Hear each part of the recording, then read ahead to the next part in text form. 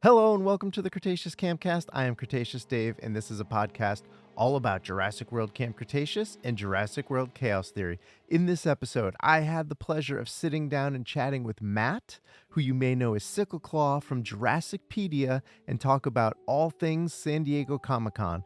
Matt was lucky to go to San Diego ComiCon this past weekend and see the Mattel panel, the Camp Cretaceous Paleo panel, and more specifically, of interest to all of you, the Chaos Theory panel that was on this past Sunday. He was sharing so many great photos and videos and information on the JurassicPedia social media accounts, and it looked like he had a great time. So we decided to chat about it. Funny story about this, for the last couple of weeks, Matt and I have been trying to get together, and we wanted to talk about expectations and theories and stuff like that about season 2. But then once he found out he was going to Comic-Con and we saw that coming around the corner, just decided, okay, let's just wait until after, because my schedule was just not lining up with his availability of when we'd be able to record. So it kind of worked out this way that we were able to, get to hear what he had to say about his experience at San Diego Comic-Con. And, we still got to chat a little bit about season 2 and what we can expect and what we're thinking about. Just a fair warning, we tried to stay away from spoilers in this, but there are some things that some people might consider a little spoilery. He does not talk at all about the first episode of season 2. Yes, he did get to see episode 1 of season 2, but we don't talk about it at all. He doesn't mention anything about it, but I do ask him about things that were from the public panels. Anyone that was at Comic-Con was able to see or hear. There are some things that were said by Scott Kramer, or there were some things in some interviews coming out of Comic-Con that are publicly available out there. Some of that stuff I did ask about, or he did talk about. So if you don't want to hear anything at all that was said about season 2, I will not be offended if you turn off this episode and don't want to watch or listen. That's okay. But I don't personally consider anything that we're talking about in here a spoiler. Like I said, it was all done publicly at the Mattel panel or at the Chaos Theory panel, a Q&A with Scott Kramer, stuff like that, in videos that he already shared on social media at his time at the panel, stuff like that. But again, use your own discretion. If you're worried something might be considered a spoiler and you don't want to hear it, that's okay. You can tune out. It's up to you. Again, I won't be offended. So here's your chance to bow out, because I'm going to turn it over to Matt in just a minute. But a big thank you to Matt for taking time out to chat with me about it. And all right, let's see what he had to say about San Diego Comic-Con. What was the overall San Diego Comic-Con experience like for all the Jurassic stuff? Okay, so first off, I think my highlights in the Jurassic stuff are seeing the Mattel Jurassic World panel, as well as seeing the Chaos Theory panel. I was awesome. really excited to see how many fans there were attending both panels. Yeah, that was great. It looked like they had, full crowds and stuff. So that was fantastic. Did anything, either Chaos Theory toy wise or anything you saw at the Mattel panel, did anything really stand out that like you weren't expecting to see, or something that was new that you were like, oh man, that's really cool? Well, for example, I was not expecting to see the Hammer Collection Stigimolage being revealed. Remember when I took those pictures and we found out the Hammond Collection Ghost was in the display case, as well as the Hammond Collection's Gutosaurus.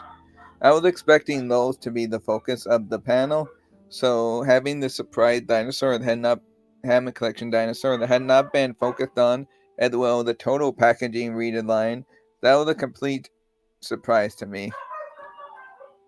Yeah, and on the Chaos Theory side, of course, there was Ghost that you mentioned, but you got a good look at the new Suchomimus toy. How did that look? To me, it looked pretty good. A good size Suchomimus toy, about comparable to some of the other medium-sized carnivores that Mattel has made.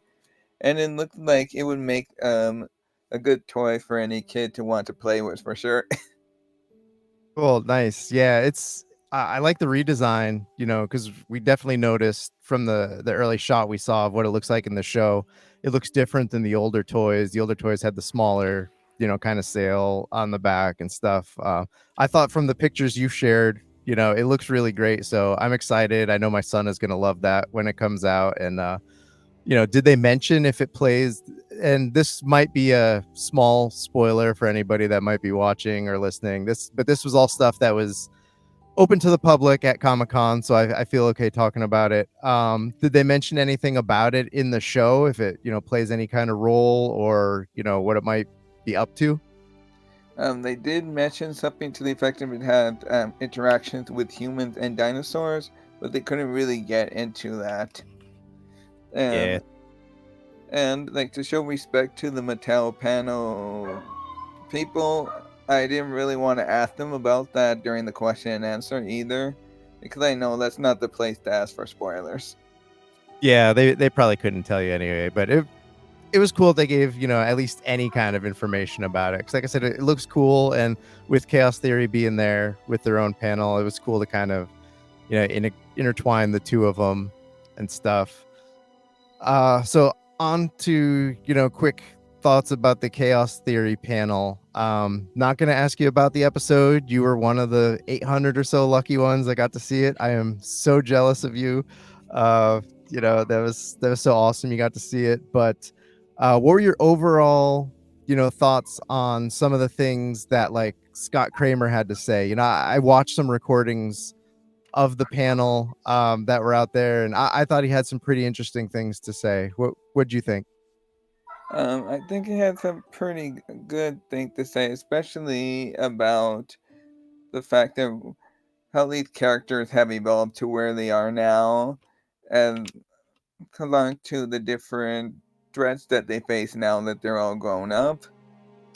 And for me, it was interesting also to hear, I'm sure you saw it in the panel as well, they brought up how important it is to have representation shown in the show as well. Brooklyn's new voice actress, either the prosthetic, was kind of. They didn't show anything, but that kind of made me wonder if they're gonna go that direction in season 2. Yeah, both Scott and Kirsten, kind of touched on. Seems like Brooklyn's going to play kind of a big part. That's just my interpretation of it. That we're going to get her story, and I think one of the things Kirsten said from the video you posted that like she is involved in some chaos or something like that. I'm paraphrasing. I don't remember exactly, but it was in the video you shared. What do you think about what we might see from Brooklyn in season 2? Do you have any expectations about that, or reading between the lines of what those two said at the panel? Actually, when reading between the lines, what I got a point is, in season 1, we saw lots of flashbacks, which we hadn't really gotten that much of in Camp Cretaceous, but this one got a lot of flashbacks, and there's something that they said particularly that we would see what Brooklyn had been doing since she was presumed dead. So my theory is that at some point we will get an entirely Brooklyn focused episode that will show her separate from the rest of the main cast.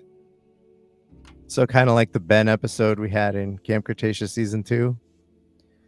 That would be my educated guess.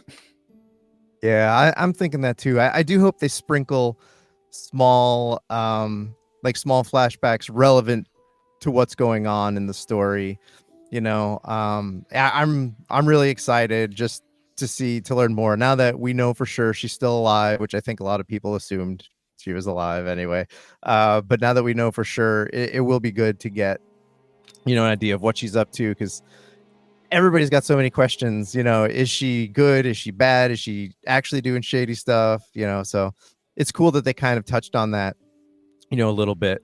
Did any of the other cast members really say anything that stood out to you either about the show in general or where it might be heading, or just anything they could have said. Doesn't even have to involve the show.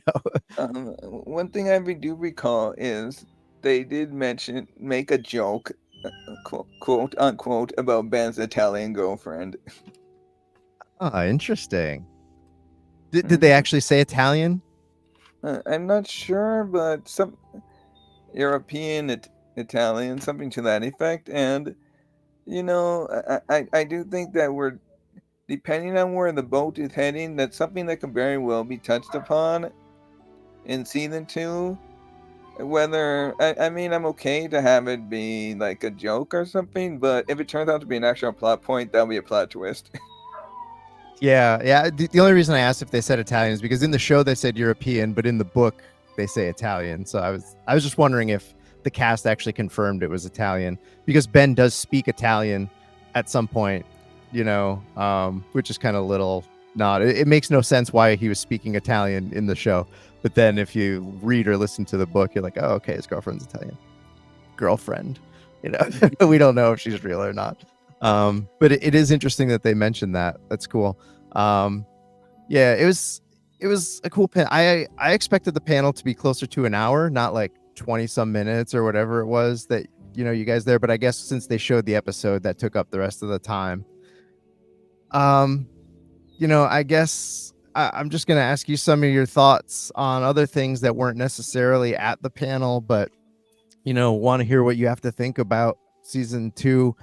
And this, you did see the episode. This I think is okay to ask, because I'm assuming the teaser trailer is all just the parts from the first episode.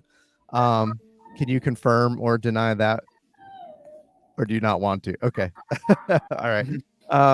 I just assumed, because it was 30 seconds, and it looked like it was all one or maybe two scenes, and it looked like it was in the same kind of thing. So I just assumed that was the first episode. Um, what are your thoughts on what was going on in that teaser? I thought it was pretty intense. I did not expect to see the Majungasaurus. I think we all assumed a Majungasaurus was showing up because the Mattel toy that's already out, and the dinosaur has a name on the packaging of the toy. And usually if something has a name, it's going to show up in the show. But I didn't expect to see that, and I thought for 30 seconds it was dark. The mood was great. The lighting and stuff looked fantastic, and it was pretty intense for a quick little clip. And it left me even more jealous for whatever you guys got to see, at the panel. So I know it might not be the same, you answering this, because you saw more than just that teaser, but pretend you didn't see the episode. What are your thoughts on the teaser that we got to see? Others have said before, it was definitely very atmospheric and moody, and definitely sets up the time for a very tense season, especially upon new setting that we haven't seen before. I know that in Camp Cretaceous, there was an episode that a couple of episodes, we spent a lot of time on a boat, but nothing quite like this so far. And this is the boat that's actually large enough to move around in, and even in the episode where they got chased by the Tyrannosaurus, the threat didn't really chase them on the boat. Um, they haven't really had to face an episode on the boat. Okay, what happened to Tiff in season 2 didn't count because the campers weren't on that boat at that time. Yeah, and I think some of the best Jurassic has been dark, stormy, rainy, lightning, like the scene with the Scorpius in season 3, the opening of Fallen Kingdom, the T-Rex breakout in Jurassic Park. So I kind of like that they're going for the same kind of vibe, with that setting up. Like you use a great word, atmospheric. It's I'm kind of hoping it follows the tradition of those three examples. When they looked like that, it set up some really great storytelling. It just, I don't know, to me that trailer just feels Jurassic for a, I don't want to sound cliche or anything, but it does make me very hopeful for what this season is going to bring. Exactly. If I had to say anything about that teaser, it kind of reminded me about what if you were on the venture taking the T-Rex to San Diego. Yeah, that is really good. I didn't really think about that because yeah, it's a big cargo ship full of dinosaurs. I mean, we assume it's full of dinosaurs from what we saw. Uh, I and since we saw two of them in the teaser, it obviously has at least a couple of them. But yeah, I didn't even think of the Venture. That's a really good comparison. I like that. And the Lost World did have kind of a darker tone for a lot of it, and the San Diego stuff happened at night. So yeah, that was cool. At the panel, I don't remember. Did Scott talk about the broker at all? I don't know if it was brought up. Like I'm sure he's not going to say who it is. That part I know definitely wasn't talked about. I couldn't remember if somebody that interviewed him asked about the broker or if it was brought up at the panel. But either way, do you have any guesses on who you think the broker might be, and if we're going to see him or her in season 2? I do have a guess on who the broker might be, and I think it's someone we've already seen before. Someone who most noticeably survived Jurassic World Dominion, as far as we know. Santos, it's my guess. Yeah, that's my guess too, and I'm really hoping for it. It kind of makes sense based on what her role was in Dominion, but something that Kia had mentioned that I don't know if a lot of people picked up on, like one of the crew members, or it was like when they were doing the wrap or something, that they were celebrating like, hey, the show's done, or they were done writing or animate, whatever they were doing, and they had like pictures, and there was a Sayona Santos toy there in like what they were doing. So like you could just be reading between the lines, or they could just be a fan, or they just had the toy. But I agree. I think she's the broker. It makes perfect sense to me, but watch, we're probably wrong. It's probably some brand new character. I don't know. What do you think?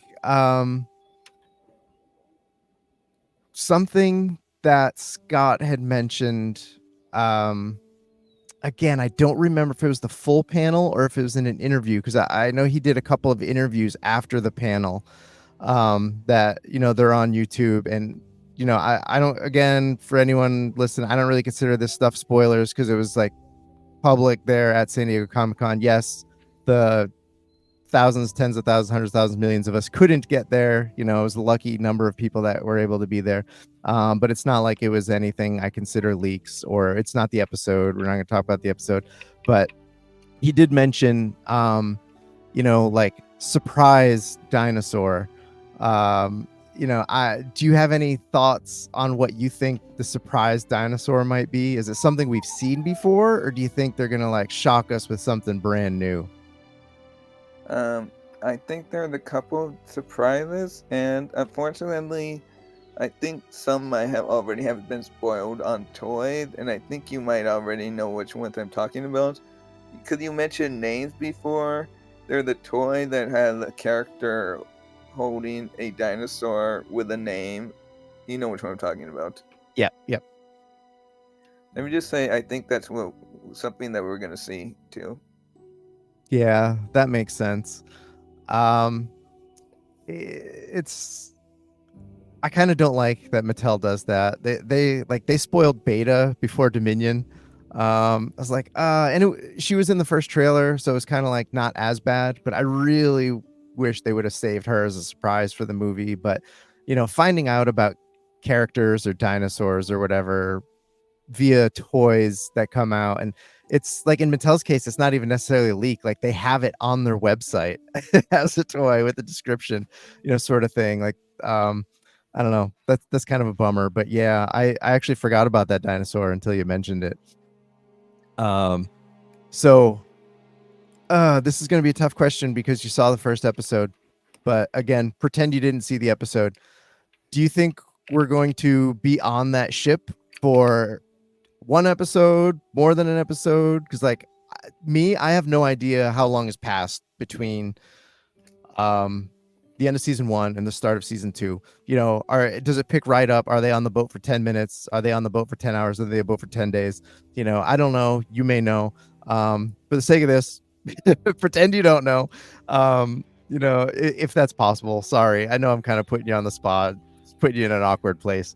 But do you think we're gonna get at least a full episode or more on the boat, because I really like the vibes that we saw from that teaser, and it adds to the suspense of being in this like confined area where, yes, it's a big ship, but having limited space of where they can get to, and you can't run away easily because there are all these cargo containers there.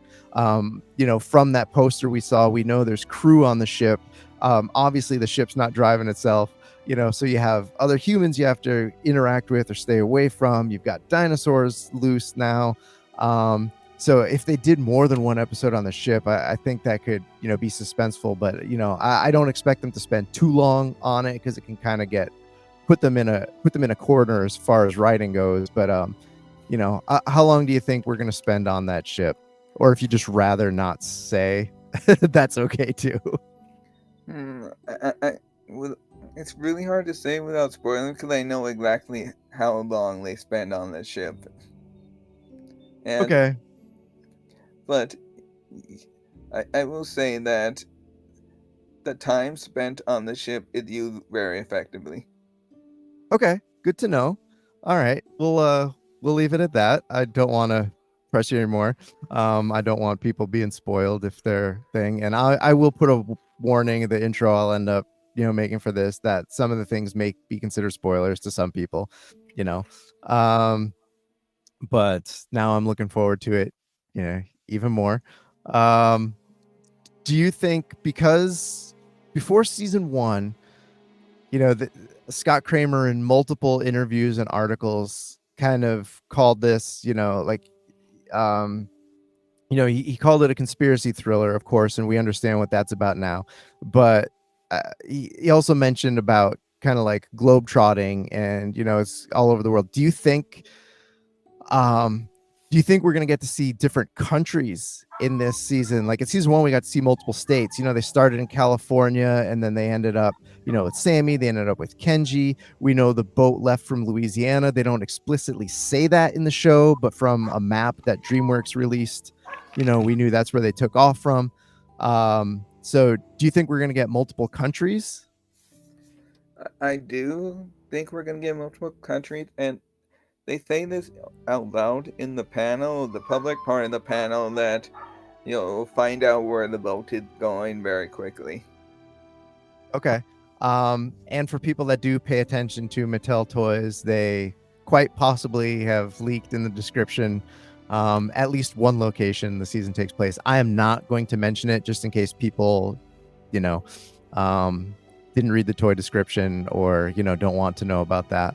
But yeah, I'm kind of hoping it does end up in multiple places. And, gut feeling, do you think they end up at or near either Malta or where Biosyn Valley is at any point, like particularly the end of the season? I think that we have a similar episode count to this one, and a similar way of getting across a large distance in 10 episodes. Say, for example, Chaos Dairy, they get from California to Louisiana in 10 episodes. And I think that there's a chance that they could cross a larger expanse of area and space in the next 10 episodes. Possibly multiple countries. I would not be surprised if we see Malta, considering what you said about they're still chasing whoever the main broker person behind this. Yeah, I definitely think no, I don't want to say I definitely think we're going to see Malta. I'm kind of hoping we do. I really like to tie the show into Dominion, and they don't have to get there yet, but season 1 did such a really good job of like with world building and kind of giving people what they wanted. And I know I've said it in like practically every episode, every interview, that people have said like, oh, this is what Dominion should have been as far as the dinosaurs go. But I really do hope they start to tie it together, and maybe it'll make people appreciate Dominion a little bit more, kind of like uses Star Wars as an example, because I kind of think the franchises are a little bit similar with having the different trilogies, but also having the animated shows taking place in between them, that back in the early 2000s, some people weren't the biggest fans of the prequel trilogy. They thought, storytelling was a mess and other stuff. And then the Clone Wars cartoon came out and filled in so much between episodes 2 and 3 that now people are like, they appreciate the prequels more because of the storytelling that went on with the Clone Wars. That, I don't know, what do you think? Do you think, depending on how it gets handled, that chaos theory can start to change people's opinions on Dominion and Fallen Kingdom at least a little bit? Do you think this show is going to help people appreciate the movies a little bit more if they didn't like them so much to start with? All right, a fascinating question. For the first season of Chaos Theory, I think it really did expand on the premise that Dominion introduced dinosaurs in our world and showed dinosaurs in a wide variety of different environments, interacting with regular people, showing up at gas stations, companies fighting over scraps in the road, pteranodons everywhere. I keep reminding of like Ben flashback in college and they see pteranodons flying overhead.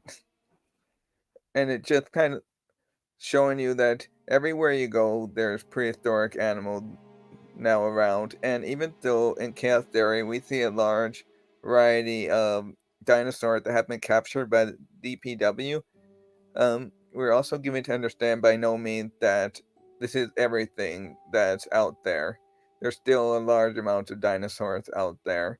And maybe the United States is just the tip of the iceberg in what's out there. And we're going to see a lot more of that in Chaos Theory Season 2, I bet. Yeah, I really like that idea of the ship is heading somewhere, obviously not the United States. And then we get to see more of a global view of, okay, what's going on, with dinosaurs in more places than what we got to see. So it's going to be really cool to see that. Do you think they expand on at all where like some of these dinosaurs came from, like who created them or where they originated? Like, do you think that's something that might get covered in season 2? Mm, I think so, because if I recall from Camp Cretaceous, Darius was the one that was most knowledgeable about dinosaurs. And so if we see a dinosaur in its country of discovery or origin, maybe that's something that Darius, for example, could bring up if they encounter a dinosaur there. I think you remember the earliest Chaos Darius Season 2 teaser, where we saw a particular animal in a particular setting that wasn't publicly revealed. Yeah. So the well, because it was in the that really quick clip in the announcement of season 2, I'm assuming you're talking about the Suchomimus. Yes. Yeah, okay. Yeah. And yeah, we don't know where that is, or we do, but we don't want we don't want to say if that's the place from the toy, and you may know, and you're just choosing not to say, which is also okay. Depending on what you saw or didn't see. But just going back to season 1 real quick, I just want a couple of your thoughts on things with that. I know we wanted to talk about season 2, but do you have a favorite episode from season 1? Hmm. One episode I really found very insightful was the episode where they go to see Kenji's dad and really wrap up the loose plot threads from Camp Cretaceous. And then we see a large character growth in, for a second, Daniel Kahn just drops all his schemes and plots and wants to be his dad. But that realization comes almost too late because the handler suddenly arrives. Yeah, that was to me very unexpected. Like, Kia mentioned he didn't expect to see Daniel. I didn't either. I thought they were gonna like leave everything from seasons 4 and 5 behind. Like no mention of Manticore, no Daniel Kahn, none of that. I assume the writers were like, nope, this wasn't received very well. Let's just kind of pretend it didn't happen. So seeing him, was a shock, but that complete change of heart that he had, and then his his sacrifice, for his son, was super surprising and stuff. So yeah, I agree. That's like on the surface for me, that's not really like oh wow, I have to rewatch over and over again episode. But I do put it up there with favorite episodes because of that. Like the writing was so good in that episode. And Darren Barnett's acting as Kenji, between that episode and what followed with him and Darius in the car with Mateo, that bit, I'm guessing that alone is what got him that nomination for best voice actor at the Astro Awards or whatever it is. That's gonna be coming up. I think that's the name of them. So congratulations to him. But yeah, he did a really good job. Good choice of episode. uh so with season 2, do you have any like overall expectations going in? And I know, like I said, it's a little bit harder for you now. You saw the first episode, which I doubt is going to show even a tiny fraction of what's going to go on, in the season. Even if for those of us that saw episode 1 of season 1 a little bit early on Roblox, we had no idea what was going to happen the rest of the season. Like I never would have guessed just based on that first episode. But what are your expectations or overall hopes for season 2 in general? All right. So first off, I'll start off by addressing when you said about first episodes not giving us a real big expectation on what to expect. If you recall the first episode, season 4, they land on Matacorp Island, and then from there, that gives us almost no clue as to what to expect.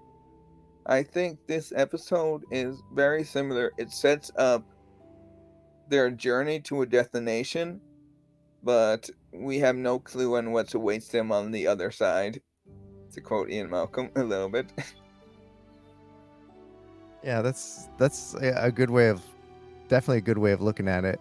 But what are you hoping for? Like, what are you hoping to see, or what happens in season 2? Okay. What I'm hoping for is that we get a clear idea of who the broker is.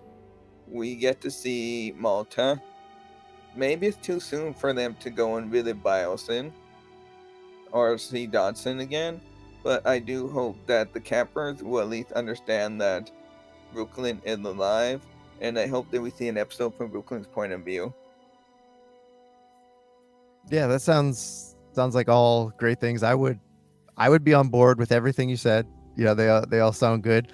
Yeah, I'm not sure. Like the Biosyn thing, I agree. I don't think it's time, because it almost seems a little too rushed. If we do Biosyn, and that makes me think like, okay, I'm hoping there's at least 3 seasons. Based on production timeline, like when they started making the show, and this is just me like doing math and kind of being a nerd about this stuff, like based on when we know they started making the show, which was before Dominion was out. That's confirmed, that's official, multiple interviews have said that. And based on things we've seen on social media with some of the writers and some of the artists like wrapping up within the last couple of months, like, oh, spent my last day working on Chaos Theory, or oh, spent my last day at DreamWorks, sort of thing. Like, okay, so if they've been working on this show for 2 years, it's got to be at least 3 seasons, maybe more, but they're not going to confirm that. So I'm hoping if it is 3 seasons, maybe a mention of Biosyn or a hint of Biosyn, like if we get Soyuna Santos, or if we end up in Malta. But I don't want to like end up there until towards the end of the show, because then it kind of screws up what's happening in Dominion. That like, okay, if these 5 young adults know something shady's going on at Biosyn, why didn't they say anything, or why weren't they allowed to say anything, and why did it take the OG cast going there investigating locusts to kind of bring them down? So I do want to end up there, but I hope it's towards the end of the series, and I hope it's handled really well, that it's not going to really screw anything up. But yeah, I like your thoughts and your hopes. If you could pick one brand new dinosaur to see in season 2, what would you want to see in season 2? Just to clarify, a dinosaur reality theme in the movie that had not been in Chaos Theory, or Anything. We could have seen it in anywhere in the franchise, just not in Chaos Theory yet, or a brand new dinosaur not yet seen in the franchise. Just something to you that you would like to see, but would also make sense for the story. okay, I remember that I would like to see the Pyroraptor in Chaos Theory Season 2. It had a really nice scene in Jurassic World Dominion, but I would really like to see an example of it in the wild. Yeah, that would be really cool. I didn't think about that one. Similar with Dominion dinosaurs, do you think we see Atrociraptor Red? That all depends on if they go to Malta and if Santos showed up. So you think the handler has the other 3, but she has Red? Is that what you're thinking? I'm thinking so too, and even though they're on a ship, who's to say that the handler is just um, restricted to the United States if she has something, if she reports to a broker that has overseas connections. Yeah, I definitely think we're gonna see more of the handler. Like, I'm assuming she's not on that ship. That would just be, I don't know, wouldn't make sense to me really. But I definitely think we see more of her because they created this really interesting, creepy character, and she played such a pivotal part of season 1. Do you think we'll see her again in season 2 at some point? That paths will end up crossing, or the kids work their way to wherever she may end up going if she's reporting back to the broker or wherever she does. It is possible, although given that the DPW scandal had kind of become semi-public due to what happened with the cops showing up at the end of Chaos Theory, I do wonder if now her priority will shift to protecting the broker or going back to the broker rather than pursuing our main cast. Yeah, that's because they got away. It does give you something to think about. Like, what are her priorities now? Is it to track them down, or is it to just like, okay, get in touch with whoever she's working for, report back and wait for her next mission? Like, does she have somebody else for them to hunt down? Or, whatever. So yeah, that's something interesting to think about. Are you expecting new human antagonists in season 2, since we're out of the United States? We're on a ship for however much amount of time, which I'm assuming they run into people there. That's I don't consider that a spoiler. There's definitely people on the ship. It's not driving itself. But once they reach land somewhere, do you think they're gonna run into people? Obviously, there's always people around, but do you think there's gonna be like a primary villain that's a human, not just a dinosaur, that they're going to end up dealing with throughout the season? That's somebody different than what we've already seen. I think possible. One thing that struck me through season 1 is that we saw people like Bobby Nublar that were willing to use the dinosaurs for their own gain, almost mini villain, since he was talking on the phone to someone who we have not met yet. We don't know if it was the broker. We don't know if it was Dudley Cabrera. We don't know if it was the handler. Completely unknown. So I think that there's a possibility we could meet new human antagonists besides, say, the handler or the broker. You know what would be a great plot twist if the Ben girlfriend is suddenly a villain? Okay, so he does for real have a girlfriend, and she's a villain. That would be interesting. And man, he would have like zero trust in anybody after that. He's already, a conspiracy, knee deep in conspiracies with Dark Jurassic, and then if he finds out his girlfriend is, a villain keeping tabs on them, man, poor Ben. I hope that's Right. not the case now. Right. Sorry, it's just my personal theory because you're the guy who does not trust anybody, who throws Darius' phone out the window, and yet he has a girlfriend that he's so secretive about that he does not even want to show anybody a picture of her, even his closest friends. Yeah, it's true. That's I do hope they go more into the girlfriend story a little bit. I think they do. I don't think they would have brought it up for no reason. Um, how much of a plot it ends up being, I don't know, but I hope it plays a point. So, you're giving us some good things to think about, you know. Um, so yeah, we know it's coming October 17th, which is really weird because it's a Thursday, not a Friday. Hmm. Um, so that kind of threw me off guard. 10 episodes again. So that's good. Um, and it's got to be painful for you that you saw the first episode and then you have to wait 80 days to see the rest of the season. So like most of us, we didn't see anything. We're just, waiting and waiting and waiting. But it's does after what you saw and knowing you already saw an episode, does it make it harder to wait for the rest of the season? Like because you got a little taste of it and then now you have to wait almost 3 months. Yes, I will say it does make it harder to wait until the rest of the season. It leaves you wanting more of the story and to find out more about what's next for those characters. I can promise you without any spoilers that the episode does a lot of table setting for what's to come. Awesome. Good to hear. If you can use a few words to describe the episode, which you just did a good job of saying, it does some table setting. But yeah, I got this from people that got to see season one early. I was like, I don't want you telling me anything about it. I don't want to know. But if you can, summarize it in 1 to 2 words, and then I got people's, 1 to 2 word descriptions of season one. If you can kind of give a couple word, your own summary of the first episode, how would you describe it? Sorry to put you on the spot. Rainy, intense, um, mysterious. Okay, I like it. Rainy, intense, and mysterious. I I can be down with that. That leaves a lot to the imagination.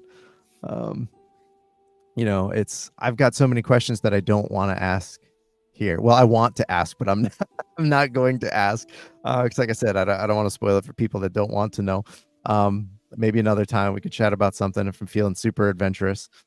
But um, what I already asked you, about like, what you're looking forward to and stuff in season two. Is there something you don't want to see or don't want to happen in season two?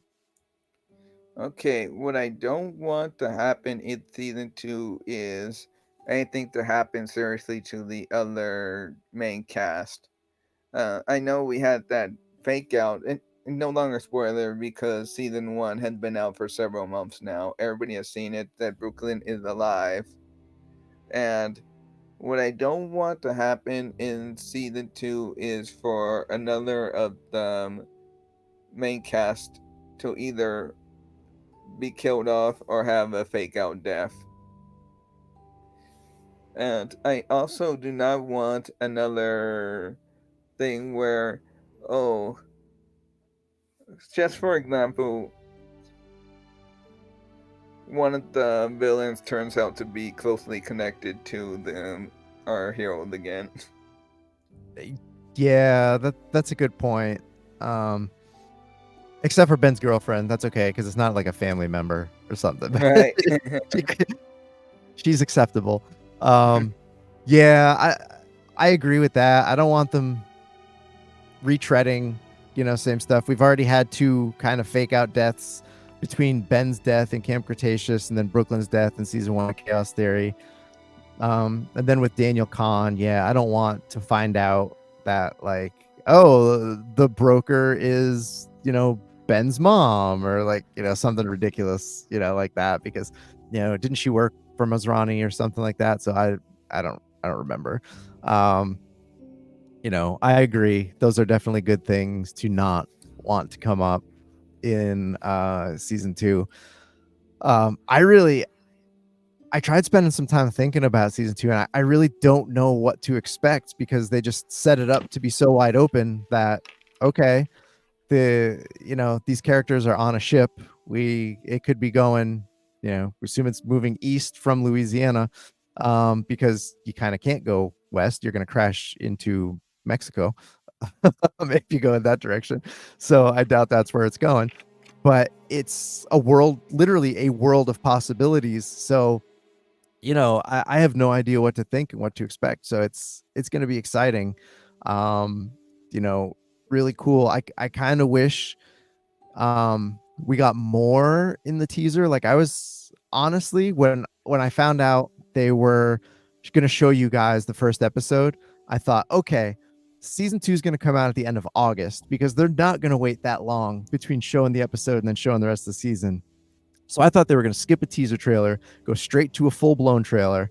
So I was getting myself ready that we're going to see 2 minutes of stuff, and then we're getting the season at the end of August. And here it turns out we got 35 seconds of a Majungasaurus eating a Gallimimus, Darius running away from it. That's about it. And then we find out it's not coming out until the middle of October. So that just leaves so much more time to kind of think about it. And try to come up with crazy ideas in our heads of what's going on. What before going into season 1, everybody probably had their own thoughts. Did you have any thoughts about what this show was going to be at all? When you saw the first, not the announcement teaser, which was just Darius getting out of the truck. When we saw the very first teaser, for season 1, did you have any idea or any thoughts of what the show might be? Are you referring to the teaser of the T-Rex? No, not that one. Whatever the first real one that showed real footage that had the Atrociraptors and stuff in it. Did you have any ideas of what the show in general was going to be? Back before season 1. If anything, what I thought back then was that, okay, here's some time now that we get to see what the post-Fallen Kingdom world looks like, and see how the characters have grown and evolved since then, and see how they react to Darius, say, seeing a Brachiosaurus in his backyard, like the end of Camp Cretaceous showed. And I found that a really fascinating thing to explore. At that point, I don't think we had any idea that Chaos Dairy was going to show the concepts it did with us believing that Brooklyn was dead for most of the season, for example. And that really caught me by surprise. Not something I would have guessed when I first saw the first teaser. Yeah, same. It wasn't at all what I was expecting, and I mean that in a good way. It was good. The writers did fantastic job. I thought the whole season was incredibly well written, and I'm really looking forward to what they have in store for us in season 2. It's exciting, and if I'm lucky, maybe I'll get to chat with Bethany again after season 2 comes out, and I can talk to her about that. I'll see. I don't know. It was really great to get to chat with one of the writers and get some insight, on that side of things. I know some of the writers and crew were at ComiCon. Did you get to talk to anybody at all? Unfortunately, I did not. This was like a 3 o'clock panel that ended at 4-ish.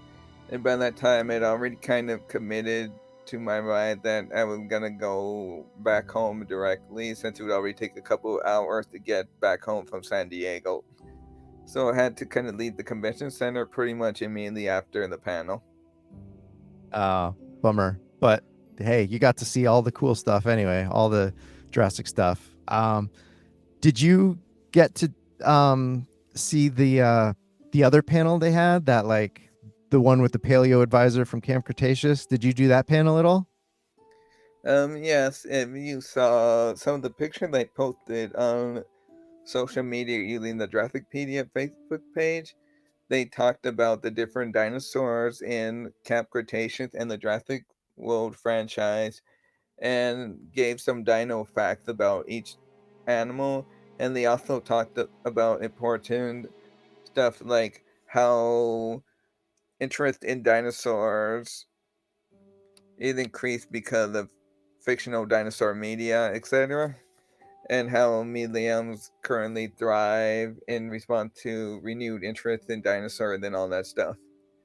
I was pretty fascinated because it was by the interest for this panel, and it made me happy because more people were actually attending.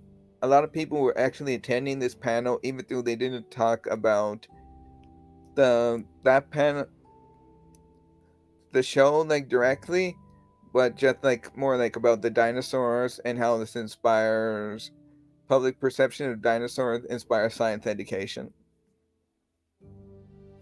Yeah, that's awesome. Like when I saw it was going to be more of an educational panel, I thought that was a great thing to have, at a Comic-Con. You probably don't see a lot of that stuff. So it was cool. I must have missed that you posted stuff from there. It was such a crazy weekend, and you did a fantastic job covering for JurassicPedia, all the stuff you did. And I know, not just myself, but everyone else appreciated everything you were able to share, while being there. Most people weren't able to attend. I know Jurassic Outpost was supposed to have someone there, and then something happened that they weren't able to attend. So you were the guy on social media for everybody to kind of point to. So thank you so much for everything you shared while you were there. It was awesome. I definitely enjoyed it, and I was very appreciative of everything you did, keeping us all filled in, and your pictures and your videos and all your updates and stuff like that. It was really cool. And you were able to score a really cool exclusive shirt. Oh yeah, sure. Are you talking about poster, right? Well, no, the poster was really cool. The Chaos Theory poster was cool. I'm more talking about your really cool Lost World Roosevelt shirt that you were able to get.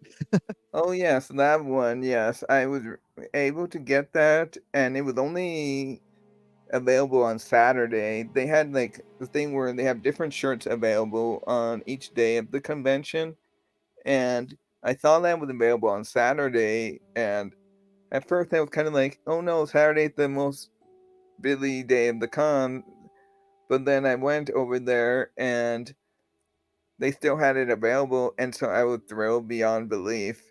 And if you take a close look, it had like lots of fun little Easter eggs, like "Welcome to San Diego," the T Rex drinking from the pool, the trailers from the Lost World. Really, really fun T-shirt. That's awesome. Yeah, I'm actually wearing one of their shirts now. This is the Nedry one. I don't think you could see anything on it. Oh, there he is. You could kind of see him down there. I like their shirts. They're fun shirts, but they're also super comfortable.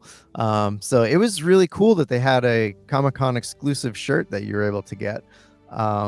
Also jealous about your poster, which they released that as like the official poster. I think the artist had commented about it, maybe on Instagram, that he was like so thrilled that they used one of his keyframes.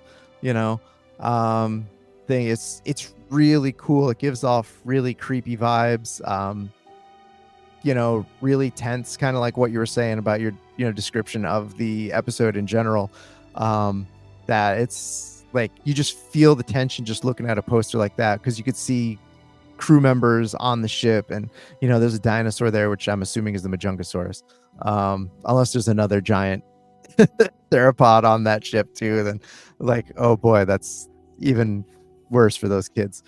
But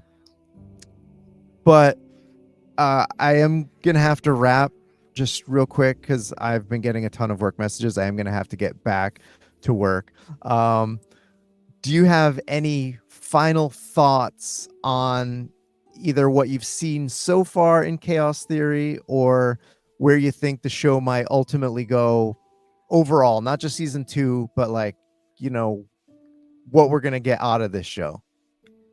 I think on the very last scene of the show, we'll finally get to know Brooklyn's last name. That would be awesome. I I hope so. Um, well, Matt, I want to thank you so much for, for everything you did at Comic-Con and sharing with everybody, but also taking time out of your day to chat with me and kind of, wrap up some stuff from Comic-Con, share your experiences there, your thoughts on things, but also chat about Chaos Theory for a little bit. Uh, you know, sorry it took a while to get this set up. My schedule kept changing and stuff, but thank you for being flexible with me. And sorry we couldn't talk longer today. Maybe we could chat again. Maybe after season 2 comes out, we could talk. Have a conversation about your overall thoughts on the season, and catch up on stuff like that. But keep doing what you're doing. With JurassicPedia, everybody appreciates what you guys do over there. It's a fantastic resource, and if anyone that's watching or listening to this doesn't know about JurassicPedia, definitely go check them out. It is a fountain of knowledge. There's everything you could want to know about the Jurassic franchise over there at JurassicPedia. So, thank you, and Dave and TJ, if he's still around, and anybody else that might be involved with, JurassicPedia. So thank you guys so much. I really appreciate everything you do. It's a lot of work you guys put into JurassicPedia. And thank you very much. We really appreciate that you were able to find enjoyment in the hard work that we do at JurassicPedia. I appreciate it. Yeah, it's amazing. It's a great resource, like I said. And I think I've used some of your screenshots before. I've always said, hey, this is from JurassicPedia. I'm not stealing your stuff. Don't worry. But yeah, thank you again so much for your time. And let's do this again sometime. I would be thrilled to be back on the show. Okay, huge thank you once again to Matt from JurassicPedia for taking time out to chat with me about his experience at San Diego ComiCon and a little bit about what we're expecting in season 2 of Chaos Theory, coming this October 17th on Netflix. Still weird thinking that it's coming on a Thursday, and Thursdays are really, really rough for me work-wise, so we're going to see how we pull this one off, but, gonna do it. Gonna get up at 3 a.m., gonna binge the entire season before I have my 8 o'clock meeting on Thursday morning. It's going to be a pain, but, that's all right. And if you guys are unfamiliar with JurassicPedia, definitely go check them out. The website has everything you can possibly want to know about the Jurassic franchise. It covers everything down to even the most minute of characters, and everything you can possibly imagine about the franchise. So if there's any questions you have about anything, looking for any information, go hit up JurassicPedia, follow them on social media, and if you want to catch up on what went on at San Diego ComiCon this past weekend, go back and look at the JurassicPedia social media accounts. Matt was posting on those accounts while he was there. He did a fantastic job of covering it. I know a lot of other people used some of his photos and some of his video clips and whatnot in sharing. So all of us, every content creator out there, every fan, everybody appreciates what Matt did at Comic-Con and what JurassicPedia does in general. So that about wraps things up. I know I owe you guys a bunch of different episodes. I have your voicemail and email episode I have to get to. People are still asking me to give my season 1 review. That'll be coming. I don't really have anything lined up for the next few episodes, to my knowledge. So maybe for the next one, I'll get to your voicemails and your emails. Let's see. I hope I can, because by the time I get around to them, it's going to be season 2, and I'm going to be taking your voicemails on that. Oh man, I really hope it's not till October that I wait to get around to it. But I'm also finalizing my list of questions for season 2. That's what I'm calling it, season 2 of Community Q&A. So if any of you out there is interested in answering these set of questions and showing up on the podcast, please let me know. Hit me up at Cretaceous_Dave on Twitter, or there's always at JP_Campcast as the podcast account on Twitter, at Cretaceous Campcast on Instagram, Threads, YouTube. Have a TikTok account. I haven't used it in months. It's not my thing. I know I say that all the time. It's just not. Sorry, guys. Sorry, everyone that's a fan of TikTok. Unless I find someone else to handle more social media for me. probably not much going to get done on TikTok, so apologize. And a big thank you to everyone that's new, that's been a follower on the various social media platforms. The numbers are growing, and that's awesome to see. I've always said from the beginning, I don't do this for likes, subscribers, followers, etc. I just do it because I love talking about these animated shows with you all that are also fans of these shows. So thank you so much to everybody. And I've got hopefully some more good stuff coming up soon. And I want everyone to stay safe, stay Jurassic, and have yourselves a good one. So long.